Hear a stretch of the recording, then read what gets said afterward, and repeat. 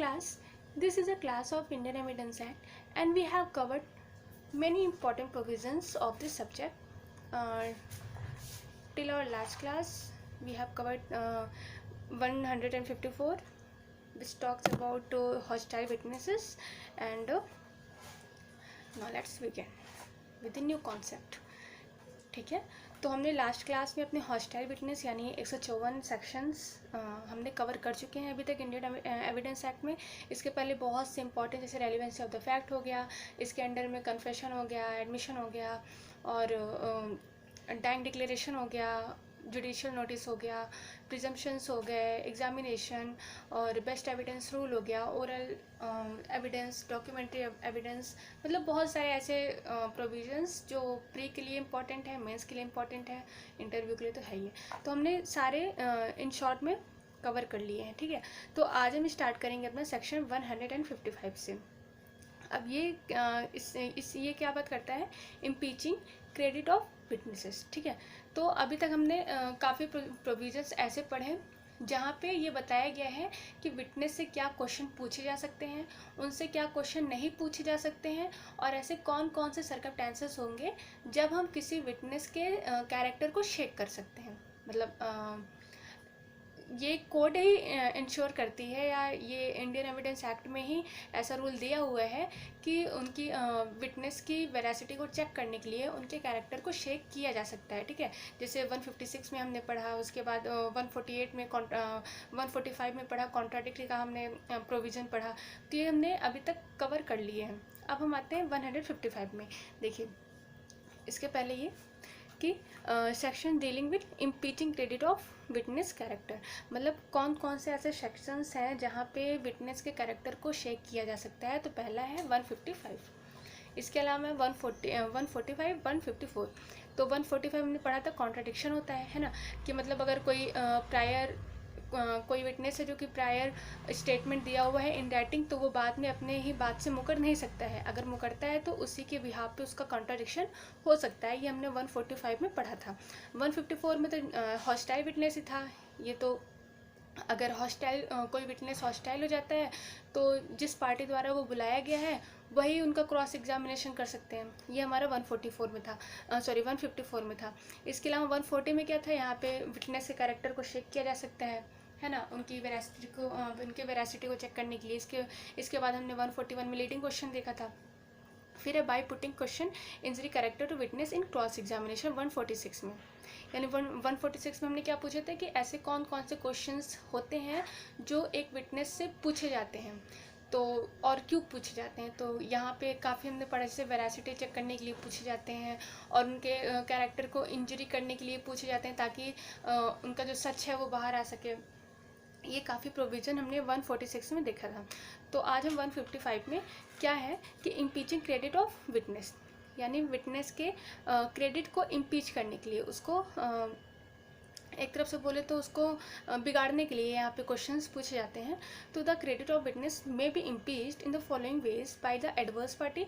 तो यहाँ पे देखिए, विटनेस का क्रेडिट को इम्पीच करने के लिए with the consent of court. पहली बात तो कोर्ट का कंसेंट लगेगा. और ये ऐसे क्वेश्चंस पूछ कौन सकता है, यानी कौन है, कौन कौन पार्टीज हैं, कौन कौन से ऐसे प्लीडर हैं जो विटनेस के क्रेडिट को इम्पीच कर सकते हैं. तो पहला तो एडवर्स पार्टी हो गया, यानी जो एडवर्स में है. ठीक है, और दूसरा by the party who calls him. तो by the party who calls him ये किस कंडीशन में होगा, जब कोई विटनेस हॉस्टाइल हो जाता है ना. जब कोई विटनेस हॉस्टाइल हो जाता है तो उसका क्रॉस एग्जामिनेशन उसी के द्वारा किया जाता है. तो यहाँ पे बोला जा रहा है कि किसी भी विटनेस को उनकी क्रेडिट को अगर इम्पीच करना है तो वो with the consent of the court या तो एडवर्स पार्टी द्वारा किया जाएगा, या तो जिस पार्टी द्वारा उसको बुलाया गया था उनके द्वारा किया जाएगा.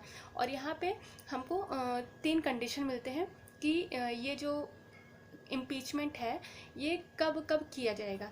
तो पहला है by the evidence of person who testify that they from their knowledge of the witness believe him to be unworthy of credit.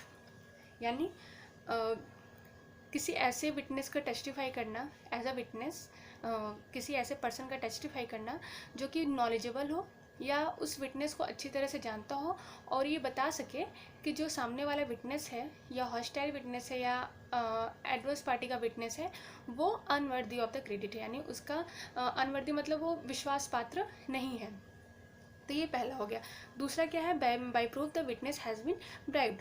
अब ब्राइब मतलब क्या होता है कि घूस लेना, है ना, करप्शन। तो यही चीज़ यहाँ पे बोला जा रहा है कि या तो जो एडवर्स पार्टी है वो उनको एक घूसखोरी में या ब्राइब में या करप्शन में, corrupt inducement of the evidence, ठीक है, मतलब यहाँ पे उनको करप्ट या इंड्यूसमेंट दिखाकर उनके क्रेडिट को इम्पीच करना कर सकते हैं। और तीसरा कंडीशन कब दिया हुआ है कि प्रीवियस इनकंसिस्टेंट स्टेटमेंट, मतलब ये वही कॉन्ट्राडिक्शन वाला हो गया कि पहले जो बोला है फॉर्मर जो उनका स्टेटमेंट है बाद में उससे मुकर नहीं सकते, और अगर मुकर गया तो यहाँ पे उनके ही खिलाफ उनकी क्रेडिट को इम्पीच किया जा सकता है। तो ये तीन हमारे वो हो गया कंडीशन। अब यहाँ पे एक इम्पॉर्टेंट केस हो जाता है, कौन सा, कहर सिंह वर्सेस दिल्ली एडमिनिस्ट्रेशन का। ये 155 से रिलेटेड क्वेश्चन है, सॉरी केस है, ठीक है। अब देखिए ये इसके एक्सप्लेनेशन में क्या है, a witness declaring another witness to be unworthy of credit may not, मतलब वो विटनेस जो किसी दूसरे विटनेस के, यानी एक विटनेस को बुलाया गया है किसी दूसरे विटनेस को टेस्टिफाई करने के लिए, ठीक है। तो जो पहला विटनेस है वो दूसरे विटनेस को ये बोलता है कि ये विश्वास के पात्र नहीं है या ये अनवर्दी है, ठीक है। वो कब बोलेगा, पहली बात तो वो एग्जामिनेशन ऑफ चीफ में, अगर पहली बात तो ऐसे क्वेश्चन पूछे नहीं जाते हैं, अगर वो बोलता भी है ना, एग्जामिनेशन ऑफ चीफ में ऐसे क्वेश्चन नहीं पूछे जाते हैं, लेकिन अगर उसको बोलना है तो वो अपने क्रॉस एग्जामिनेशन में उसके अनवर्दी को बोल सकता है या उसको प्रूव कर सकता है कि नहीं ये सामने वाला विटनेस जो है ये विश्वास के पात्र नहीं है। तो पहला विटनेस ये डिक्लेयर कर सकता है, लेकिन अगर वो गलत, मतलब अगर उसके इंटेंशंस गलत है या बाद में कोर्ट को ये मिलता है कि ये जो सामने वाला विटनेस है ये गलत बोल रहा है, तो उसको प्रोसिक्यूट भी किया जा सकता है किसके अंडर में, false evidence, giving false evidence के अंडर में उसको प्रोसिक्यूट भी किया जा सकता है, जो कि कहाँ दिया हुआ है, section 191 of Indian evidence act के अंडर में। तो ये हमारा एक्सप्लेनेशन हो गया। अब आते हैं हम 156 में। तो पहली बात तो 156, 7, 8, ठीक है, ये तीनों ऐसे सेक्शंस हैं जिसमें अभी तक हमने कॉन्ट्राडिक्शन पढ़ा। अब हम पढ़ेंगे कोरोबोरेशन। मतलब कोरोबोरेशन मतलब होता है कि जो विटनेस कह रहे हैं और जो रेलिवेंट फैक्ट है उनका एक ही डायरेक्शन में चलना, ठीक है। ये नहीं कि आप पहले कुछ और कहें अब कुछ और कह रहे हैं, तो ये हमारा कॉन्ट्राडिक्शन था। लेकिन आपने पहले जो कहा वो अभी भी आप कह रहे हैं, एक ही डायरेक्शन में विटनेस का जो टेस्टिफाई है वो भी चल रहा है और जो हमारा फैक्ट है वो भी चल रहा है। तो ये होता है कोरोबोरेशन। तो इसके बारे में 156, 157 एंड 158 तीनों में ही बात की गई है, ठीक है। तो ये वैसे भी एग्ज़ाम में बस यही पूछा जाता है कि कोरोबोरेशन कहाँ दिया हुआ है, तो ये 157 से रिलेटेड हो जाता है, जो कि इम्पोर्टेंट है। प्री एग्ज़ाम में सीधे सीधे क्वेश्चन आता है कि कॉन्ट्राडिक्शन और कोरोबोरेशन कहाँ दिया हुआ है। तो सीधी सी बात है कि कॉन्ट्राडिक्शन हमारे 145 में दिया हुआ है जो कि फॉर्मर स्टेटमेंट से रिलेटेड है, और जो कोरोबोरेशन है वो हमारे 157 में दिया हुआ है। कोरोबोरेशन मतलब कि पहले जो बोला था अभी भी उसी बात पे आप अड़िग हो, ये होता है 157 का सेक्शन। बस इतनी सी नॉर्मल सी बात करता है। और 156 में क्या है, he may be asked question tending to corroborate evidence as a relevant fact. मतलब क्वेश्चन जो पूछे जा रहे हैं एविडेंस वो कोरोबोरेट होंगे किसी भी रेलिवेंट फैक्ट से, और अगर ये मिलते हैं या एक तरफ से एक ही डायरेक्शन में है तो वो चीज़ एज ए एविडेंस कोर्ट में एडमिसिबल हो जाएगी। ये 156 में बोला गया है। 157 में क्या है, former statement of witness may be prove to corroborate later testimony as the same fact. तो यहाँ पे सीधी सी बात है कि फॉर्मल स्टेटमेंट की बात की जा रही है, जो कि विटनेस ने अपने मतलब पहले बोला था या पहले ट्रायल में बोला था या उसको जब बुलाया गया था एग्जामिनेशन चीफ में तब वो बोला था, या in the stage of inquiry में बोला था। मतलब एक तरफ से फॉर्मल स्टेटमेंट जो कि पहले ही वो बोल चुके हैं और आज भी उसी स्टेटमेंट के डायरेक्शन में चल रहे हैं, तो वो चीज़ हमारी एडमिसिबल हो जाती है 157 के अंडर में। इसे हम कहते हैं normally corroboration of the statement of witness. तो ये हमारा 157 था। इसमें से इतना ही इम्पोर्टेंट है, ठीक है, कि ये कहाँ किसकी बात करता है, तो ये बात करता है फॉर्मर स्टेटमेंट की, और ये एडमिसिबल है। अब 158 में क्या है कि व्हाट मैटर्स में be proved in connection with proof statement relevant under section 32 और 33। तो ये जाहिर सी बात है कि उन पर्सन की बात कर रहे हैं जो कि डेड हैं या जो नहीं फाउंड कर रहे हैं, मतलब जो नहीं मिल रहे हैं। 32, 33 इसी की बात करते हैं ना, तो उसी से मतलब रिलेटेड यहाँ पे प्रोविज़न बताया गया है कि कोई भी मैटर जो कि उस कनेक्शन में प्रूव किए जाते हैं जिनका स्टेटमेंट अंडर 32 और 33 में कनेक्टेड है। मतलब ये नहीं है कि अगर इंसान की डेड हो गई तो आप उस स्टेटमेंट को भूल जाएं, तो वो चीज़ यहाँ पे बताई गई है कि उनका स्टेटमेंट एज वेल एज अभी भी काम करेगा, मतलब वो कोरोबरेट करेगा किसी भी रेलिवेंट फैक्ट को और एविडेंस को। ये हमारा 158 में नॉर्मल से बात करता है। तो ये सारे क्वेश्चन जो है प्रे के लिए उतने इम्पोर्टेंट नहीं है, मेंस में आ सकते हैं। अब आता है सेक्शन 159 जो है रिफ्रेशिंग मेमोरी।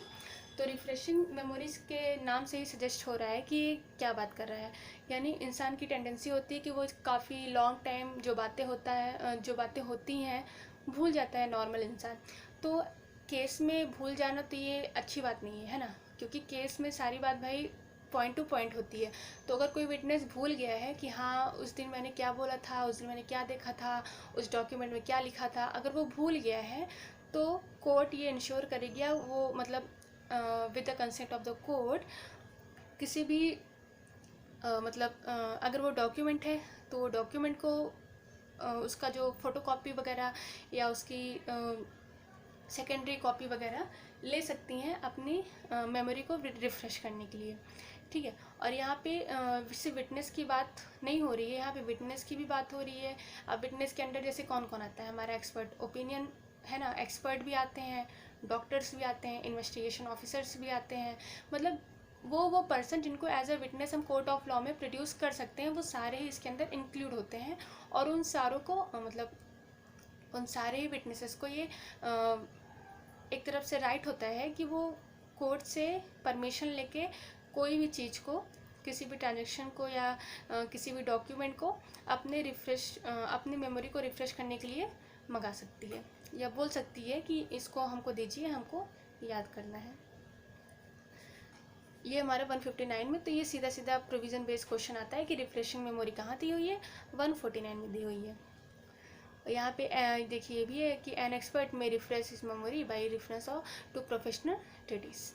एक्सपर्ट की बात कर दी गई है कि अपनी मेमोरी को कैसे रिफ्रेश कर सकते हैं, reference to the professional treaties के द्वारा कर सकते हैं, ठीक है। अब यहाँ पे ये एक केस इंपॉर्टेंट है, state of Karnataka versus BC Reddy. तो यहाँ पे इन्वेस्टिगेशन ऑफिसर की बात हो रही है कि जो इन्वेस्टिगेशन ऑफिसर जिस टाइम वो रिपोर्ट तैयार किए थे, मान लीजिए वो बहुत पुराना रिपोर्ट हो गया, तो वो फिर से उस रिपोर्ट को प्रोड्यूस करवा के अपने माइंड को रिफ़्रेश कर सकते हैं या अपनी मेमोरी को रिफ़्रेश कर सकते हैं। 159 में बस इतना ही इंपॉर्टेंट है, ठीक है। अब आते हैं 160 में। तो 160 में क्या दिया हुआ है कि testimony to facts stated in document mention under section 159 में अभी हमने रिफ्रेश मेमोरी पढ़ा, उसी से रिलेटेड यहाँ पे बात की गई है कि अ विटनेस में ऑल्सो टेस्टिफाई टू फैक्ट, मतलब जो विटनेस है वो टेस्टिफाई हो सकता है उन फैक्ट के लिए भी जो कि 159 में दिए हुए हैं, although he has no specific recollection of the fact themselves if he is sure fact were correctly recorded in the, मतलब यहाँ पे वही बताया गया है कि अगर वो जैसे उसके पास जो विटनेस है उनके पास कोई रिकलेक्शन नहीं है उस फैक्ट का, लेकिन अगर वो श्योर हैं कि जो उनको चाहिए वो उस डॉक्यूमेंट में रिकॉर्डेड है ना, तो वो चीज़ वहाँ पे मतलब एज अ रिफ्रेश मेमोरी उसको कोर्ट से परमिशन लेके उसको देख सकते हैं, और इसके लिए विटनेस को टेस्टिफाई भी किया जा सकता है। ये 160 में बोला गया है। अब 161 में ये तो हम विटनेस की बात कर रहे थे, लेकिन 161 में किसकी बात की गई है? राइट ऑफ एडवर्स पार्टी की बात की गई है कि जो रिफ्रेश मेमोरी होती है वो सिर्फ विटनेस के लिए नहीं होती है, वो एक राइट होता है एडवर्स पार्टी का भी, कि एडवर्स पार्टी भी चाहे तो डॉक्यूमेंट को प्रोड्यूस करा के वो भी अपना माइंड रिफ्रेश कर सकती हैं।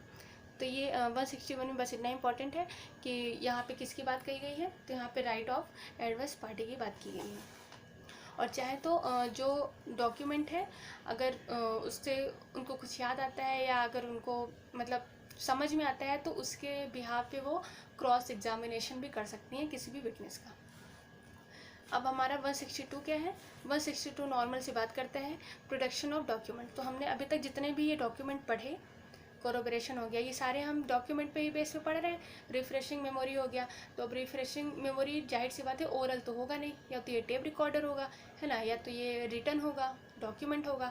तो जो डॉक्यूमेंट है वो उसका प्रोडक्शन कैसे होगा कोर्ट में, वही चीज़ हमको बताई गई है 162 में। तो 162 में यही बताया गया है कि a witness summoned to produce a document, यानी जिस विटनेस को समन किया गया है कि वो उस डॉक्यूमेंट को प्रोड्यूस करे, तो यहाँ पे उसकी एडमिसिबिलिटी होगी। वो मतलब एक तरफ से वो एडमिसिबल है कोर्ट ऑफ लॉ में जिस डॉक्यूमेंट को कोर्ट में प्रोड्यूस किया जा रहा है, लेकिन उसकी वैलिडिटी सच है नहीं है, उसकी वैलिडिटी मतलब गलत है कि सही है, ये कौन डिसाइड करेगा? ये काम कोर्ट का है कि कोर्ट डिसाइड करेगी कि अगर उस डॉक्यूमेंट के खिलाफ कोई ऑब्जेक्शन हो रहा है तो उसकी वैलिडिटी क्या है, मतलब वो कहाँ तक सच है। ये हमारे 162 में है, जो कि normal protection of the document से बात करता है। यहाँ पे एक बात कही गई है कि ट्रांसलेशन ऑफ डॉक्यूमेंट, यानी अगर सामने वालों को नहीं समझ में आ रहा है तो कोर्ट ये अलाउ कर देगी कि हाँ इस डॉक्यूमेंट को आप ट्रांसलेट करिए। अगर कोई ऐसी बात है जो लोगों के सामने नहीं आनी चाहिए तो उसको सीक्रेटली भी ट्रांसलेट किया जा सकता है। लेकिन अगर कोई इंटरप्रिटेटर है जो कि यहाँ पे डिसोबे करता है तो उनको section 166 of Indian penal code के अंडर प्रोसिक्यूट किया जा सकता है। तो ये 162 में इतना ही इम्पोर्टेंट है। अब 163 में क्या है? Giving as evidence of document called for the produce on notice. तो यहाँ पे जैसे यहाँ पे फॉर एग्जांपल 163 का हम ले लें कि पार्टी 2 है, ठीक है, लेकिन जो ए पार्टी है उसको कोई ऐसा डॉक्यूमेंट प्रोड्यूस करना है एज अ एविडेंस जो कि पार्टी बी के पास है। इस समय वो पार्टी बी के पोजीशन में है, तो पार्टी जो ए है वो नोटिस भेजेगी पार्टी बी को कि आप इस डॉक्यूमेंट को प्रोड्यूस करिए कोर्ट ऑफ लॉ में, क्योंकि मुझे ये प्रोड्यूस करना है एज अ एविडेंस। ठीक समझ गया ना? यहाँ 163 में बस इतना सही बताया गया है कि अगर एक पार्टी को दूसरे पार्टी से ये कहना है कि आप उस डॉक्यूमेंट को प्रोड्यूस करिए क्योंकि मुझे उसे एज अ एविडेंस दिखाना है कोर्ट में, तो वो उनको एक नोटिस देनी पड़ेगी। और अगर नोटिस दी गई है सामने वाले पर्सन से, तो जिसको नोटिस दी गई है वो बाउंड हो जाता है कि उस डॉक्यूमेंट को प्रोड्यूस करे। ठीक है, तो ये 163 में था। अब इसी का रीड विथ है 164। यहाँ पे क्या है कि रिफ्यूज़ल है। यहाँ पे तो पार्टी ने वो नोटिस दे दिया कि मैंने आपको नोटिस किया है कि आप इस डॉक्यूमेंट को प्रोड्यूस करिए, लेकिन अगर दूसरी पार्टी द्वारा रिफ्यूज़ कर दिया जा रहा है कि नहीं मुझे नहीं इसको प्रोड्यूस करना है, या किसी भी तरह से उनको डिनाइल किया जा रहा है या इग्नोर किया जा रहा है, तो उस जगह पे फिर से उस डॉक्यूमेंट से रिलेटेड कोई भी एविडेंस कोर्ट ऑफ लॉ में प्रोड्यूस नहीं किया जाएगा। मतलब अगर पहली वाली पार्टी को आपने वो डॉक्यूमेंट नहीं दिया है तो आप खुद भी उस डॉक्यूमेंट को as evidence court of law में प्रोड्यूस नहीं कर सकते हैं। लेकिन अगर आप मतलब यहाँ पे एक्सेप्शन है कि अगर आप करना चाहते हैं तो उसके लिए आपको पहले ऑर्डर लेना पड़ेगा कोर्ट का, या तो पहले कंसेंट लेनी पड़ेगी पहली वाली पार्टी की जिसको आपने मना किया है, जिसको आपने रिफ्यूज़ किया है। तो ये हमारा हो गया 164 163। इससे जो रेलिवेंट जो प्रोविज़न आता है वो हमारा CPC के ऑर्डर 11 रूल नंबर 15 का सेम वो है प्रोविज़न है, और इसको हम 65 एविडेंस एक्ट जो कि सेकेंडरी एविडेंस से बात करते हैं उससे भी रिलेटेड हम इसको कुछ कुछ पढ़ सकते हैं। तो ये हो गया हमारा 164। ठीक है, तो अब हम आते हैं अपने सेक्शन 165 में। ठीक है, तो यहाँ पे क्या है कि जजेस पावर टू पुट क्वेश्चन और ऑर्डर प्रोटेक्शन। तो यहाँ पे सबसे पहले तो बात यह है कि जज के पावर से रिलेटेड प्रोविज़न है। यहाँ पे जज में डिस्क्रिशन है, ठीक है। यहाँ पे जो ऑनेबल जज हैं वो किसी भी रेलिवेंट फैक्ट को डिस्कवर करने के लिए या उसको प्रॉपर प्रूफ के लिए कोई भी क्वेश्चंस पुट अप कर सकते हैं, यानी कोई भी क्वेश्चंस पूछ सकते हैं किसी भी टाइम, किसी भी फॉर्म में, किसी भी विटनेस से या किसी भी पार्टी से। यानी अगर जज को ये मतलब उनका ये मानना है कि अगर कोई ऐसा फैक्ट है जिसको डिस्कवर करना ज़रूरी है या उसका एक प्रॉपर प्रूफ होना ज़रूरी है, तो उसके लिए जो जज हैं वो कोई भी क्वेश्चंस पुट अप कर सकते हैं, चाहे वो किसी भी फॉर्म में हो, चाहे वो किसी भी टाइम हो, या किसी भी विटनेस से पूछ सकते हैं, कोई भी पार्टी हो सकती है, अबाउट एनी रेलिवेंट फैक्ट या इररेलिवेंट, ठीक है। तो यहाँ पे देखिए ये इंपॉर्टेंट है कि चाहे वो जो केस है उससे रिलेटेड रेलिवेंट हो या इररेलिवेंट हो, मतलब कोई भी क्वेश्चन अगर जज को सही लगता है तो वो पूछ सकते हैं। ये हमारे 165 में बताया गया है, ठीक है। And may order the production of any document और थिंग, और ऑर्डर दे सकते हैं किसी भी डॉक्यूमेंट के प्रोडक्शन के लिए। And neither the party nor there agent, और जो ये यहाँ पे जो प्रोडक्शन के लिए ऑर्डर दे रहे हैं या कोई ऐसा क्वेश्चन पूछ रहे हैं, तो इसके लिए या इसके खिलाफ, इसके अगेंस्ट कोई भी पार्टी या उनके एजेंट किसी भी तरह का ऑब्जेक्शन नहीं कर सकते हैं। मतलब ये एक तरह से बोले तो ये होली एक डिस्क्रिशन पावर होता है ऑनेबल जज का कि वो कोई भी क्वेश्चंस पूछ सकते हैं, ठीक है। तो ये हमारा इसमें ये दिया हुआ है। और जो क्वेश्चन वो पूछेंगे without the leave of court to cross examine any witness upon any, मतलब यहाँ पे ये बोला जा रहा है कि जो क्वेश्चन पूछेंगे उसके खिलाफ कोई क्रॉस एग्जामिन भी नहीं हो सकता है, लेकिन अगर लग रहा है कि हाँ इसके अगेंस्ट क्रॉस एग्जामिन जरूरी है तो with the leave of the court ये अदर पार्टी कर सकती है। यहाँ पे प्रोविज़ो दिए हुए हैं। जैसे पहले प्रोविज़ो में क्या है कि जो जजमेंट मस्ट बी बेस्ड, जो इसके बाद जो जजमेंट आएगा जज का वो रेलिवेंट होना चाहिए और ड्यूली प्रूव्ड होना चाहिए। और इसका जो प्रोविज़ो सेकंड है, ये क्या बोलता है कि जो ये सेक्शन है, ठीक है, जिसमें हमें ऑनेबल जज का जो डिस्क्रिशन बताया गया है, ये ऑथराइज नहीं करता है किसी भी जज को कि वो विटनेस से ऐसे क्वेश्चंस पूछें जिनको रिफ्यूज़ करने का विटनेस का राइट है। और कहाँ कहाँ ये राइट दिए हुए हैं हमने पहले पढ़ लिया है, सेक्शन 121 से लेके 131, जो कि एक तरफ से प्रिविलेज कम्युनिकेशन इसके बिहाफ पे आते हैं, ठीक है। तो यानी ऐसे क्वेश्चंस जो यहाँ से लेके यहाँ तक, यानी 121 से लेके 131 तक जो भी प्रोविजंस है जिसमें कोई भी विटनेस रिफ्यूज़ कर सकता है, तो ऐसे क्वेश्चन को जज भी कंपेल नहीं करेगी, ठीक है। क्योंकि ये वही हो जाएगा ना कि एक तरफ से ये बोला जा रहा है कि हाँ हम आपको ये राइट दे रहे हैं और फिर उसी राइट का वॉलेशन भी हो रहा है, तो इसलिए ये हमारा प्रोविज़न यहाँ पे इम्पॉर्टेंट हो जाता है। तो 165 में जो इम्पोर्टेंट है प्रोविज़न वही है। अब हम आते हैं अपना 166 में। तो सेम टू सेम जैसे 165 है वैसे 166 है। यहाँ पे पावर ऑफ ज्यूरी और एक्सेसर्स टू पुट क्वेश्चन, वहाँ पे जज का दिया हुआ था डिस्क्रिप्शन, यहाँ पे ज्यूरी मेंबर का दिया हुआ है, ठीक है। तो 166 में बस यही इंपॉर्टेंट है कि यहाँ पे किसकी पावर के बारे में बात की जा रही है, तो ज्यूरी मेंबर की पावर के बारे में बात की जा रही है और एक्सेसर मेंबर्स की पावर के बारे में बात की जा रही है। फिर हम आते हैं अपने सेक्शन 167 यानी चैप्टर नंबर 11 जो कि हमारा लास्ट है इंडियन एविडेंस एक्ट का, इसके बाद ख़त्म। तो 167 में ये है कि no new trial for improper admission और रिजेक्शन ऑफ एविडेंस। तो इसमें ये बोला गया है कि कोई एविडेंस है जो कि जिसका एडमिशन इम्प्रॉपर हो गया है या जो रिजेक्ट हो गया है, तो ये कोई भी ग्राउंड नहीं होता है कि आप फिर से न्यू ट्रायल को स्टार्ट करिए या जो डिसीजन दिया जा चुका है उसको रिवर्स करिए। कब इसका जो एक जो एक्सेप्शन है कब नहीं होता है, क्योंकि एविडेंस, जाहिर सी बात है, एविडेंस बहुत ही इंपॉर्टेंट चीज़ होती है किसी भी केस के लिए, है ना। तो अगर वो गलत तरीके से लिया जाएगा या कोई अच्छा एविडेंस है और उसको हम एडमिट नहीं करेंगे, तो ये कभी कभी केस के लिए मतलब डिस्ट्रॉय टाइप का हो जाता है, हानिकारक हो जाता है। तो इसमें यही बताया गया है कि अगर कोई ऐसा एविडेंस है जो कि रिजेक्ट हो गया है या उसका इम्प्रॉपर एडमिशन हो गया है, लेकिन वो किसी जस्टिस को डिले नहीं कर रहा है, यानी जस्टिस को कोई भी इफ़ेक्ट नहीं पड़ रहा है उस एविडेंस से, तो उस बेस पे फिर से न्यू ट्रायल नहीं किया जाएगा और ना ही जो डिसीजन दिया हुआ है उसको रिवर्स किया जाएगा। तो ये हमारे 167 में है। इसी से रिलेटेड जो है हम CRPC में पढ़ते हैं 465 और CPC के सेक्शन 99 इसी के सिमिलर है, ठीक है। और जो हमारा 167 है ये civil case as well as criminal case दोनों में ही अप्लाई होता है।